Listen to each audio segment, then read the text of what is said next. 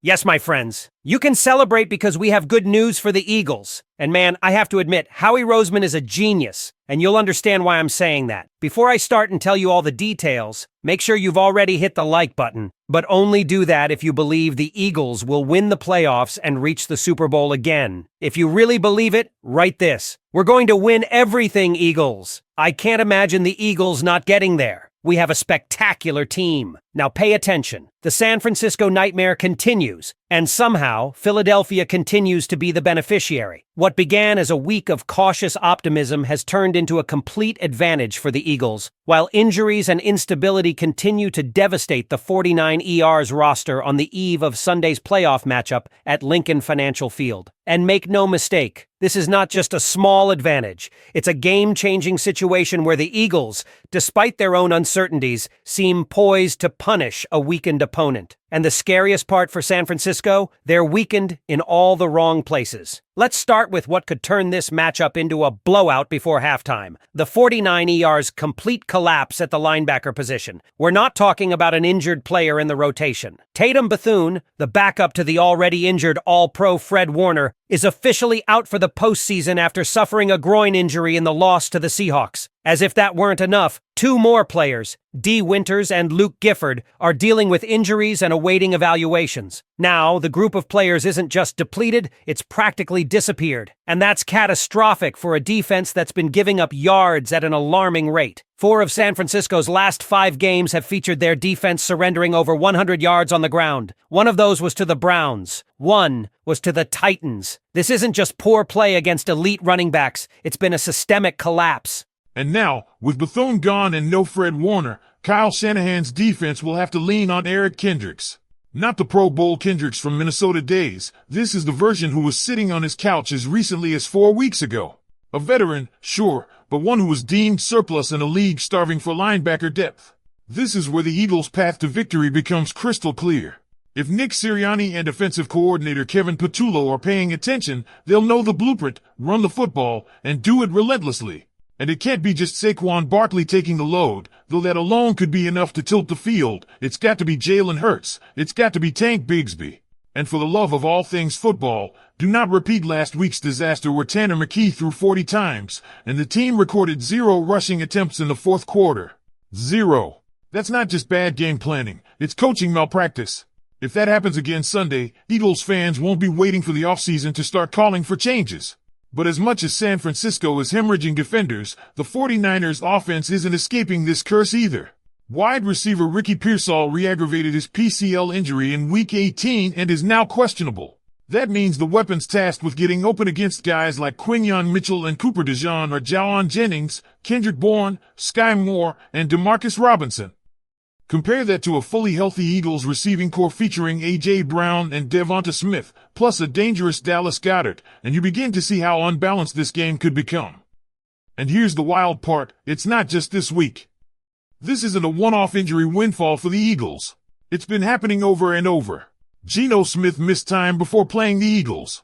Kenny Pickett was ruled out. The Raiders were forced into quarterback shuffling. The Bills had 2 starters missing. It's been over a month since the Eagles have faced a fully healthy team, and while that might seem like blind luck, it's an edge they've got to take advantage of. Another piece of under-the-radar gold, for the first time all season, the Eagles are playing back-to-back home games. At the Link. In January. That's no small deal. This team thrives at home, and history under Nick Sirianni shows that playoff opponents walking into South Philly tend not to walk back out with their postseason hopes intact. Oh, and here's one more twist of fate leaning green. The head referee for Sunday's game is Alan Eck. In the 9 Eagles games he's officiated, Philadelphia has won 8. San Francisco, on the other hand, is 3-6 under Eck. He's a New Jersey native, and while that doesn't guarantee anything, fans looking for cosmic edges can take comfort in knowing even the stripes might be leaning Philly. Of course, it's not all roses for the Eagles. There's reason to be cautious, and that starts with Lane Johnson. Jeff McClain reported early Tuesday that Johnson is expected to practice for the first time since his foot injury against Detroit back on November 16th. But he still hasn't tested the foot. Until he does, it's unclear if he'll suit up Sunday. It's not the definitive he's back headline we all wanted. It's a question mark, and considering his importance, he's still the best right tackle in football. It's a big one. Now, Johnson is known for getting through injuries. We all remember the abdominal tear he played through in the postseason last year. But if he's severely limited in Wednesday or Thursday practice, we may not see him. Thankfully, the Eagles are better prepared this year. Brett Toth, who has held down right tackle duties during Johnson's absence, has looked solid. He's no Lane, but he's far from a liability. And then there's DeJean.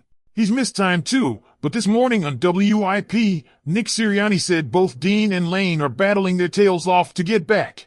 And Vic Fangio, ever the straight shooter, said he expects Dean to play. If that happens, and Dean pairs with Jair Brown or rookie Jair Campbell, Philly's linebacker room suddenly becomes a lot more comfortable heading into a matchup where stopping Christian McCaffrey is priority number one. Let's talk about CMC for a moment.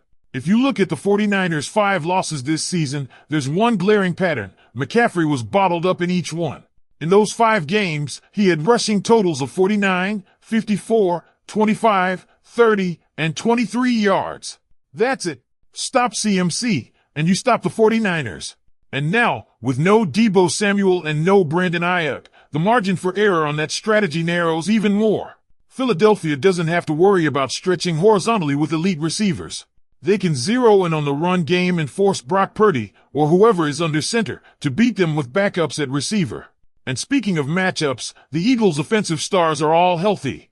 2 1,000-yard receivers, a 1,000-yard back, a quarterback who can torch teams with his arm and his legs. This isn't a limp into the postseason Philly team. It's a loaded squad that underperformed during the regular season and is now looking to make people forget all about it. If they win Sunday, especially if it's dominant, those ghosts will vanish fast.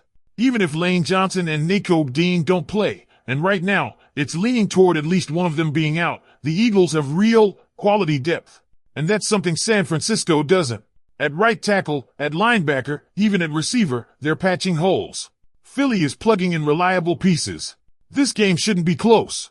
And yet, there's one person, who could change that, Kevin Patullo. The frustration with the offensive coordinator is building. Twitter is full of Eagles fans saying what many are thinking. We have Kevin Patullo. That's why we'll lose. It's brutal, but it's not entirely wrong. If this team trots out 40 pass attempts and doesn't hand the ball off to Tank Bigsby, heads are going to explode. There's no excuse not to run the football 30-plus times on Sunday. The matchups demand it. The conditions call for it. The injuries on the other side scream for it. This is a game where Patullo needs to prove he belongs in this league. Show some creativity. Use motion. Use misdirection. Attack the middle of the field. Use Jalen Hurts' legs. Don't wait until desperation time. Play from ahead, stay ahead, and choke the life out of a wounded opponent. That's the blueprint. That's how you win in January. So with 5 days to go and all signs pointing toward a significant advantage in the trenches, the question remains, will the Eagles capitalize? Will Kevin Patullo step up, or will coaching once again put a cap on what should be a dominant performance? What do you think, Eagles fans? Will Patullo finally get it right and run this team into the divisional round? Let's pick up right where we left off, because this matchup isn't just about injuries, play calling, or even home field advantage. It's about a moment, a statement, a chance for the Philadelphia Eagles to prove to every critic in doubt that, despite the late-season collapse and coaching inconsistencies, this roster still has the DNA of a contender. And Sunday might be the perfect storm for that explosion to happen. As we've already broken down, the 49ers are walking into the link short-handed at almost every level of the defense. No Fred Warner. No Tatum Bethune.